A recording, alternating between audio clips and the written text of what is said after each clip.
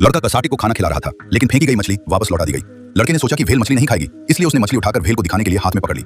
लेकिन भेल सिर हिलाकर मना कर देती है और अपने बड़े मुंह को खोल देती है। लड़के को समझ आया कि भेल चाहती है कि मछली सीधे उसके हाथ से डाली जाए। उसने मछली सीधे भेल के बड़े मुंह में डाली।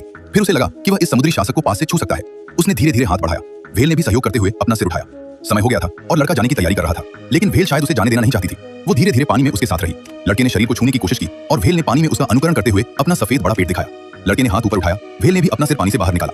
लड़के ने शरारत में जीभ बाहर निकाली तो भेल ने भी अपनी बड़ी जीभ बाहर निकाली। यह अद्भुत दृश्य पास में खड़े रखरखाव कर्मचारी को हैरान कर गया। कर्मचारी भी खाना खिलाने का अनुभव लेना चाहते थे।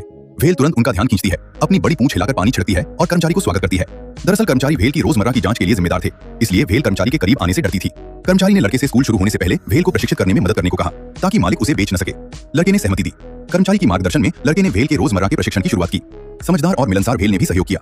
कुछ दिनों के छोटे प्रशिक्षण के बाद लड़का अब स्वतंत्र रूप से भेल की पीठ पर सवारी कर सकता था और अपने हाथ को उसके तीखे दांतों वाले मुंह में डालकर उसकी अनोखी लंबी जीभ को छू सकता था। सच में, जब सुरक्षा मौजूद हो तो सब शांत रहता है। लड़का भेल को अपना मित्र मानता है और बिना यह सोचे कि भेल समझ रही है या नहीं, उसे अपनी परेशानियां बताता है। भेल कभी कभी समझते हुए या न समझते हुए प्रतिक्रिया देती थी। रात में भेल आसमान की ओर कुछ दुख भरी आवाजें निकालती है। लड़का सीढ़ी पर चढ़कर ऊपर से देखने लगता है और पास के समुद्र में कुछ और भेल देखता है। वे एक ही परिवार की तरह समान ताल और स्वर में थे। जैसे ही लड़का पीछे मुड़ता है, उसने देखा कि कोई पानी में छेद कर रहा है, मजबूत स्क्रू खोल रहा है। जल्दी ही पानी दरारों से बहने लगता है। पता चला कि कोई भेल को मारना चाहता था।